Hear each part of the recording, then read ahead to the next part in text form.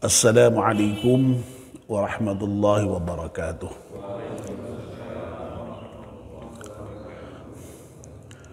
Bismillahirrahmanirrahim. Alhamdulillahi rabbil alamin. Wassalatu wassalamu ala asyrafil mursalin Sayyidina wa maulana Muhammadin wa ala alihi wa sahbihi ajma'in. Amma ba'd. Ibu-ibu, bapak-bapak dan saudara-saudara sekalian, jamaah salat subuh yang dimuliakan Allah.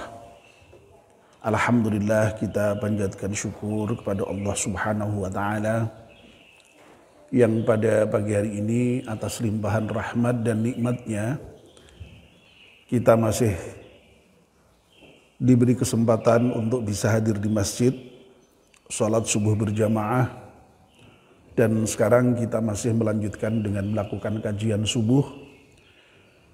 Kita mohon kepada Allah Subhanahu wa taala semoga seluruh rangkaian ibadah kita di pagi hari ini diterima oleh Allah Subhanahu wa taala. Amin ya rabbal alamin. Kita juga mohon kepada Allah Subhanahu wa taala semoga kajian-kajian kita yang kita lakukan secara rutin setiap ba'da subuh, ba'da maghrib itu mudah-mudahan bisa menambah kualitas ilmu kita, yang mudah-mudahan juga pada gilirannya bisa menambah kualitas iman dan amal kita. Amin ya rabbal alamin. Bapak dan ibu-ibu, mari kita mulai kajian subuh kita ini dengan berdoa bersama-sama. Bismillahirrahmanirrahim. Asyhadu an la ilaha illallah wa asyhadu anna Muhammadar Rasulullah. Raditu billahi rabba wa bil islami dina wa bi Muhammadin nabiyyan wa rasula. Rabbi zidni ilman nafi'a warzuqni fahman wa hukma wa alhiqni bis salihin. Amin. Kita masih membahas bab thulathi maqalah yang keempat, yang merupakan pangandikan dari Utsman bin Affan, yang dalam maqalah keempat ini Utsman bin Affan dawuh, man tarakad dunya ahabbahu Allah ta'ala wa man tarakad dhunuba ahabbahul malaikah wa man hasamat tam'a 'alil muslimina ahabbahul muslimun. Barang siapa yang meninggalkan dunia, maka orang itu akan dicintai Allah. Barang siapa yang meninggalkan dosa, maka orang itu akan dicintai oleh para malaikat. Dan barang siapa yang memutus sifat tomak dari kaum muslimin, maka kaum muslimin akan mencintai orang yang memutus tamak itu. Dua poin yang pertama sudah kita bahas. Pagi ini kita akan membahas poin yang ketiga yang ada di dalam maqalah yang keempat ini. Wa man hasamat tam'a 'alil muslimina ahbahul muslimun. Wa man hasamat tam'a, barang siapa yang memutus at-tam'a, sifat tamak, ya.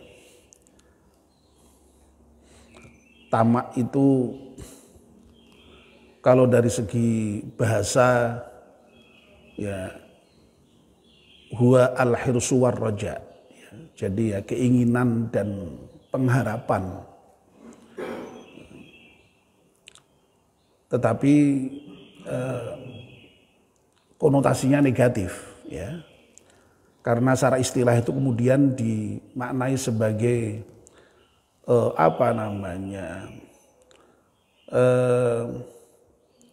keinginan dan harapan yang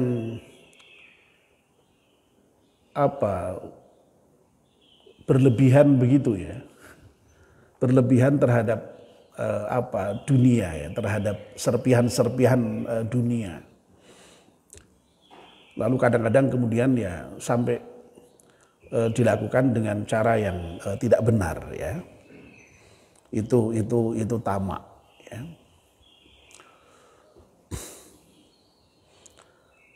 Ya, tapi sekali lagi secara kebahasaan itu mengharap-harap ya, makna tamak itu mengharap-harap akan pemberian orang lain ya. Nah ini memang kemudian dikaitkan dengan pemberian dari orang-orang muslim, anil muslimin ya. Jadi barang siapa yang memutus sifat tamak, sifat mengharap-harap dari orang-orang muslim, ai qata'ahu anhum. Maksud dari kata-kata hasama at-tam'a itu maksudnya ya memutus. Jadi kadang-kadang di dalam tradisi kitab itu digunakan kata atau lafal yang asing, nah supaya kita paham, lalu diberi syarah dengan menyebut kata padanannya yang lebih mudah difahami. Ya. Kata-kata hasama itu asing, ya. Tapi kalau kata-kata koto'a itu sangat populer, sehingga kemudian lalu Imam Nawawi memberikan penjelasan yang dimaksud dengan wamana hasamat tam'a ay qata'ahu. Ya. Maksudnya ya memutus sifat tamak itu. Ya. Anhum dari orang-orang muslim. Nah, ini menarik ya, digunakan kata-kata memutus itu memang kecenderungan untuk mengharapkan dunia itu sesungguhnya ada pada setiap orang sebenarnya itu. Ya. Makanya Nabi sampai pernah menyatakan orang itu kalau terkait dengan persoalan dunia, sudah punya 2 lembah emas saja itu, masih kepingin yang ketiga. Ya. Kalau sudah punya yang ketiga, itu masih kepingin punya yang keempat. Dan itu tidak putus-putus, itu sampai dengan ketika ajal datang itu baru selesai. Ya, itu ada hadis yang menyampaikan seperti itu. Itu artinya memang ya ada kecenderungan itu orang itu untuk bersifat tamak itu ya, ingin mengharapkan tambahan yang bersifat duniawi tadi itu. Ya. Nah yang duniawi itu bisa berupa harta, ya, min malin, au mansibin, ya, bisa juga berupa posisi, au jahin, bisa berupa prestis itu. Ya. Itu orang tuh kepingin terus, nambah terus itu. Ya. Nah, sekali lagi, ini kalau orang bisa memutus sifat tamak itu bagus. Karena memang sifat tamak itu sifat negatif, termasuk akhlak yang madmum, akhlak yang dicela. Ya. Tamak itu dalam bahasa kita apa ya? Rakus ya, serakah ya. Ya saya kira kita udah paham ya. Jadi sifat rakus, sifat serakah itu kan memang tidak bagus itu. Ya. Makanya kalau orang itu serakah, orang lain pasti nggak suka itu. Nah, kalau orang kok bisa memutus sifat tamak, artinya orang itu tidak memiliki sifat tamak, maka ahabbahul muslimun, orang muslimnya senang itu. Ya. Jadi sebaliknya saja. Jadi kalau orang itu terhadap orang tamak tidak suka, kalau orang itu terhadap orang yang tidak tamak, ya senang berarti. Kan begitu. Ya. Tinggal dibalik saja itu. Lah tamak itu biasanya dilawankan dengan qanaah. Qanaah itu apa ya? Dulu yang sudah pernah kita bahas, trimo ing pandum itu ya. Tamak itu enggak. Ya, tadi itu rakus tadi itu ya. Apa serakah itu. Ya. Misalnya ya yang paling sederhana, misalnya dalam apa namanya, dalam jamuan makan itu kan terlihat itu kan ya, orang yang serakah dengan yang tidak itu kan terlihat itu. Saya kira kita bisa melihat lah ya, orang yang itu dalam jamuan makan sudah kelihatan itu. Dalam kehidupan sehari-hari saya kira kita juga paham itulah, orang yang tamak itu yang bagaimana itu ya paham lah kita lah ya. Ya tadi itu yang apa mengharapkan apa dari orang lain itu ya yang apa namanya konotasinya negatif tadi itu. Ya. Nah, lalu Imam Nawawi masih memberikan penjelasan ya, kenapa kok lalu kemudian orang-orang Muslim itu mencintai atau menyenangi orang-orang yang bisa memutus sifat tamak tadi itu. Li'annahu la yukaddiru qulubahum. Ya. Karena sesungguhnya orang-orang yang apa namanya bisa memutus tamak tadi itu la yukaddiru tidak apa nak di pesantrennya itu apa namanya ya diterjemahkan dengan buteki, ngotori lah, ngotori kulubahum terhadap hatinya orang-orang Muslim. Ya, kalau kita lihat orang tamak itu kan lalu ya sedikit banyak hati kita lalu kemudian terkotori itu. Ya, paling orang rasani lah, yo kok tamake koyo ngono. Lah wis ora apik to berarti itu. Baru ngrasani tok aja sudah ada bagus itu kan ya. Lah wong kok tamake kaya ngono iki piye? Wis ora apik wis ngrasani jenenge iki. Ya. Ya. Jadi paling tidak itu ngrasani itu. Ya. Lebih-lebih kalau misalnya tamaknya itu bersinggungan dengan dia, pasti ya lalu kemudian ya menimbulkan pikiran-pikiran yang lalu negatif memang ya jadinya itu. Nah itu kan tidak baik jadinya itu. Ya. Terhadap orang yang tadi itu. Ya. Akhlak itu kan ada dua ya, akhlak yang mahmudah, akhlak yang terpuji, atau akhlak yang mulia, akhlak karimah ya. Al-akhlakul karimah atau al-akhlakul mahmudah ya. Lawannya adalah akhlak mazmumah, akhlak yang tercela. Nah sekali lagi sifat tamak ini merupakan akhlak yang tercela yang harus dihindari oleh kita orang-orang Islam itu. Ya.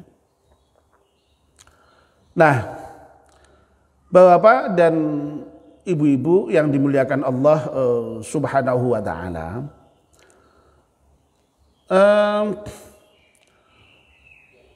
apalagi kok sampai apa namanya tamak dalam pengertian yang sampai kemudian terjemahannya dalam pengertian serakah tadi itu ya. Kalau toh misalnya tamak itu sekedar dimaknai senang mengharap-harap pemberian orang, itu aja sudah nggak bagus kok. Ya. Jadi sekali lagi ya, jadi kalau tamak itu kemudian lalu kita pahami sebagai serakah, rakus itu jelas jeleknya kan ya. Wong kok serakah wong kok apa jenenge rakuse kaya ngono ya. Itu kan negatif sekali ya. Kalau toh misalnya tamak itu dalam bahasa Arabnya kita pahami sebagai tadi itu ya, secara kebahasaan sekedar mengharap pemberian orang tadi itu. Itu pun juga sudah tidak baik itu. Ya. Memang kita itu sebagai seorang muslim itu diperintahkan ya untuk saling memberi dan menerima, itu diperintahkan. Ya. Suka memberi itu diperintahkan, menerima ya itu bagian dari tadi memberi dan menerima tadi. Tapi kalau mengharap-harap itu jangan itu. Ya, mengharap-harap itu jangan. Ya. itulah saya berkali-kali itu menyampaikan betapa indahnya agama kita, agama Islam itu ya, bahwa terkait dengan persoalan perintah-perintah tertentu itu dan larangan-larangan tertentu itu punya khitab sendiri-sendiri, punya sasaran tembak sendiri-sendiri. Ya. Kalau persoalan kita memberi itu diperintahkan, suka memberi itu diperintahkan. Kalau punya apa saja beri orang. Ya. Kalau ada orang minta beri, itu perintah itu. Ya. Bahkan Nabi itu tidak pernah itu membiarkan ada orang yang meminta kepada beliau lalu kemudian pulang dengan tangan kosong, tidak pernah Nabi itu. Ya. Nah ya, jadi sekali lagi ya, jadi kalau ada orang minta beri itu perintahnya. Tapi kita itu jangan suka minta itu loh. Ya. Atau juga jangan suka berharap pemberian orang lain. Nah itu. Bisa dipahami ya? Itu kan indah sekali ya, indah sekali itu. Kalau kita dalam posisi yang memberi, beri begitu. Ya. Tapi di pihak lain jangan suka minta, jangan suka mengharap diberi. Nah itu, ya. Lu kan indah itu. Lah makanya jangan kalau bisa jangan sampai itu kemudian mengotori tidak baik di dalam jiwanya itu. Ya. Ya, untuk menjaga diri supaya tidak jatuh kepada hal yang negatif tadi itu, Pak. Ya. Ya, Gusmus itu pernah menceritakan abah beliau ya, yaitu Kiai Haji Bisri Mustafa. Ya, jadi Mustafa Bisri itu putranya Kiai Haji Bisri Mustafa, ya. Jadi hanya dibalik namanya, dan itu tradisi seperti itu biasa itu, terutama di daerah mana? Palembang. Saya punya kenalan begitu modelnya ya. Jadi Zahri Usman Zahri dibulak-balik itu. Ya, nah ini juga begitu ya. Bisri Mustafa, lalu kemudian Mustafa Bisri. Nah, Mbah Bisri Mustafa itu kiai yang luar biasa ya, orator luar biasa ya. Saya masih kecil dulu ya, beberapa kali mendengar ceramah beliau ya, dan itu kemudian menurun kepada putra-putranya ya, yaitu Mbah kakaknya Bisri Mustafa ya, Kiai Khalil Bisri ya, yang mertuanya Prof. Abu Rahmat itu ya, lalu kemudian Bisri Mustafa, dan juga putra-putranya yang lain banyak ya. Nah, Mbah Bisri itu menurut ceritanya Gusmus ini dalam rangka menjaga agar jangan sampai tamak tadi itu ya. Itu kalau beliau diundang ceramah, terutama kalau di luar kota yang jauh begitu ya, itu beliau pasti makan dulu itu di warung, mampir warung dulu lah begitu. Ya. Ya. Jadi supaya tidak kemudian lalu berharap ya. Ya kalau kemudian segera disuguhi lan ora. Ya. Ya, nah begitu, Masya Allah sampai begitunya ya. Lah suatu ketika pernah terjadi begini ya, menurut ceritanya Gusmus itu ya. Kan biasanya kalau kiai besar memberikan ceramah di mana itu kan mesti ada yang derek gitu ya. Ya, pengawalnya tidak hanya 1-2 biasanya kan ya. Di samping ada pengawal tetap, mungkin ada yang kemudian sekedar ikut ya itu gitu. Lah ketika diajak makan ke warung itu protes. Loh, Yai, lah niki kan badhe ceramah toh, ten diundang tiang toh. Loh berarti kan tapi kan mesti dijamu mesti kan ya. Nah, Ya tapi sing penting mangan sik, gampang ning kono kuwi. Masalah dijamu ora dijamu terus urusan nanti. Saiki mangan sik sing penting. Lah kula mboten mawon lah. Enak ning kono wae kan mesti mangane kan mesti. Wah mesti menjamu kiai mesti ya mesti wah istimewa lah mestilah ya gitu. Lah iki dibandingin mangan ning warung ngomong ndok dadar wis mboten kula mboten mawon. Tenan ora. Akhirnya udah Bisri Mustafa dahar ya, penderek yang lain juga dahar, dia nggak dahar sendiri. Lah begitu sampai di sana enggak dijamu juga, tapi Mbah Bisri ngendi kok nanti aja wong kita barusan tadi makan gitu. Jadi agak sengaja jadinya Mbah Bisri itu ya. Wah, padahal sing jenenge ngaji ning kampung kan tekan jam 12:30 ya. Wah, belum makan ya. Ya bayangkan itu kan kayak apa, itu kan mesti ngolat. Lah Mbah Bisri ya ora terima tenang-tenang. Wah, rasakno kowe. Salah mau jak ning warung ora gelem mangan jagake disuguh ning nggon kene ya. Ya, jadi seperti itu. Ya. Nah, saya sendiri pribadi, meskipun saya dengar informasi cerita Mbah Bisri Mustafa seperti itu ya baru-baru saja ya, tidak sejak dulu. Itu saya sendiri kalau pergi-pergi yang ada acara apa begitu, saya kok juga begitu. Saya biasakan makan dulu di rumah itu, meskipun hanya sedikit. Ya. Dengan maksud apa? Misalnya nanti tidak dijamu itu ya paling enggak tuh perut itu sudah terisi, jadi nggak berharap itu loh ya, wah dijamu itu ya. Dene kok engko misalnya masih dijamu betul ya iseh muat ya. Tapi kan kalau sudah muat kan makan itu insya Allah nggak serakah gitu loh, tidak kemudian lalu rakus, ya kan begitu gitu, ya. Itu sampai itu kan bisa dirasakan ya, saya kira ya bisa dirasakan ya betapa mengharap-harap itu tidak baik. Ya. Ya. Ada cerita lain terkait dengan persoalan ini ya, tomak ini ya, itu Kiai Marzuki Mustamar ya, itu dosen UIN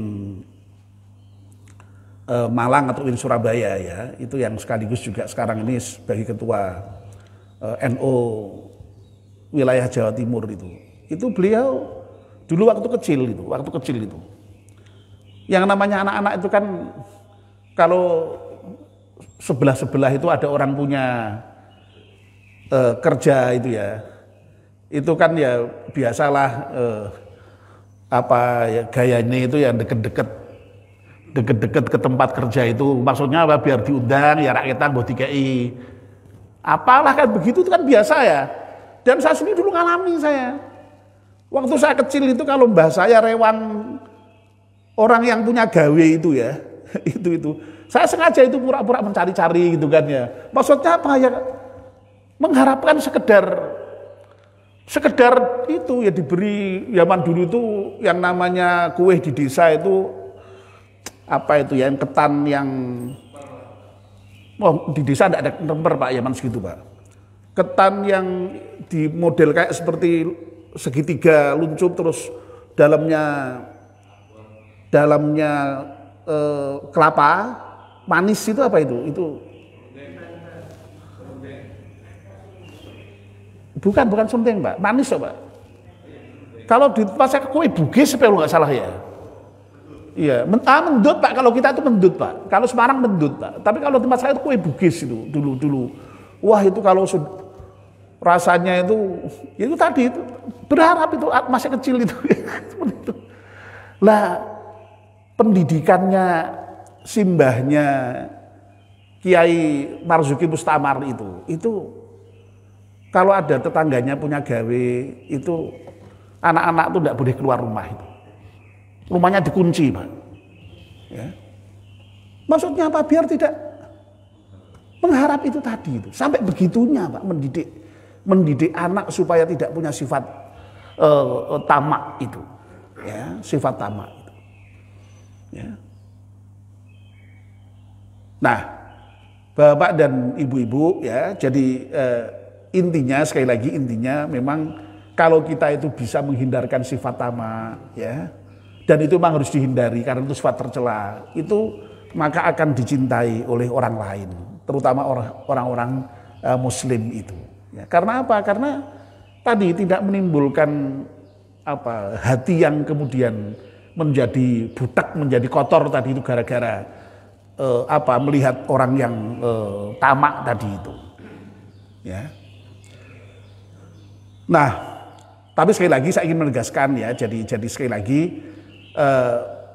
di satu sisi kita itu mengharap-harap pemberian orang lain itu jangan, tapi sekali lagi kita sendiri itu memang juga diperintahkan ya untuk memberi, untuk saling memberi, itu diperintahkan memang. Lah ini kan batasnya tipis ya, batasnya tipis itu. Yang makanya harus hati-hati lah, hati-hati di dalam diri kita itu harus betul-betul di manage, dijaga, jangan sampai jatuh kepada mengharap-harap pemberian orang lain tadi itu. Ya. Bang Nabi juga memerintahkan kok tahadu tahabu, justru malahan hendaknya kalian itu saling memberikan hadiah. Ya. Kalau kalian itu saling memberikan hadiah, itu akan menumbuhkan rasa cinta di antara kalian. Coba praktekkan itu, ya. Tetangga kita, ya, panen mangga, ya, kita dipetik diberi. Padahal orang tuku ini sekilo paling yang 20.000, tapi dengan diberi itu beda kan ya, beda. Ya, Masya Allah ya, Masya Allah ya. Tapi kita sekali lagi jangan kemudian lalu mengharap-harapkan, waduh ki mangga wis wah kok apa jenenge ora tekan-tekan yo ndak usah begitu ya, ndak usah ya. Panen rambutan ya seberapapun tetangganya dikasih itu menumbuhkan rasa cinta itu. Ya. Ya. Masak ya sampai Masya Allah ya, Nabi itu sampai dengan ibu-ibu, ibu lu kok enggak denger ya? Oh lagi cerita sendiri ya Allah. Bu, ya. Dalam hal tadi saling memberi tadi itu, ibu-ibu itu sampai diperintahkan Nabi kalau masak kok masak kuah itu kuahnya suruh perbanyak tuh. Ya, perbanyak kuahnya. Ya. Masak gulai ya toh mung tukus paling wis prapat karo kikil karo balung-balung. Wis sing penting kuahe diakehi. Ya. Sak mangkok ngono ya, kuah tok. Engko ana tulange siji ra apa-apa. Ya. Masya Allah, sampai begitu Pak Nabi itu Pak. Ya. Dan kalau dalam persoalan memberi kita jangan merasa hina kata Nabi. Apapun yang bisa kita berikan, kita berikan. Jangan kita lalu kemudian sampai merasa hina karena kita itu misalnya, sampai Nabi itu mengatakan begini, wahai wanita-wanita muslimah, kamu jangan merasa hina meskipun kamu itu hanya bisa memberikan hadiah berupa kikil kambing. Loh, kambing itu kan isinya kan macam-macam Pak ya. Dari mulai hati, ya, otak, daging, sampil, ya. Enak misalnya kok isane iki mung iso ngeki ini mung ngeki kikile. Kuwi iki yo aja rumangsa hina. Beri saja. Lah kita yang diberi ya jangan kemudian lalu loh. Oh ngeki kok balung tok, kikil tok. Jangan begitu ya. Alhamdulillah ya. Kikil-kikil dikei ya toh. Balung-balung dikei itu sebagai tanda ya. Harus begitu kita memahaminya. Ya. Jangan malah dipahitu ya. Apa rumangsane ra iso tuku daging po ya. Jangan begitu ya. Ya. Masya Allah itu Nabi mengajarkan sampai seperti itu, Pak. Ya, dalam hal masalah beri memberi itu, ya, beri memberi itu.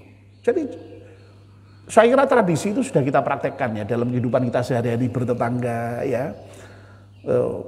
Apa meneh Bu nuwun sewu ya Bu ya, kalau masak yang baunya menyengat Bu, ya misalnya sambal terasi gitu ya. Ya tonggone iki dikirimi lah rakyat sambal terasi, baune tekan dindi kok. Apa meneh goreng gereh gitu ya Bu ya. Wah itu baunya sampai mana-mana itu kan ya. Ya wah Pak ini goreng gereh Pak, kalau sambal terasi, apa gitu ya. Itu insya Allah akan menumbuhkan rasa cinta di kalangan kita kaum muslimi. Ya jadi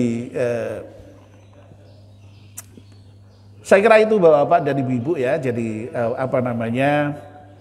kita dilarang untuk bersifat tamak ya. Tamak baik dalam pengertian yang sudah populer, rakus, ya, serakah, atau pada level yang sekedar secara kebahasaan itu mengharap-harap pemberian orang lain tadi itu ya. Itu sebaiknya memang diputus ya. Dan kalau kita bisa memutus sikap tamak itu, pasti orang-orang lain akan mencintai kita ya. Li'annahu la yukaddiru qulubahum, karena orang yang bisa memutus sifat tamak itu ya tidak mengkotori hatinya orang-orang muslim yang lain ya. Nah mudah-mudahan kita semua bisa juga mengamalkan kiat ini ya. Ini kan sekali lagi ngendikannya Utsman bin Affan ini merupakan kiat yang sekaligus ada 3 kiat ya.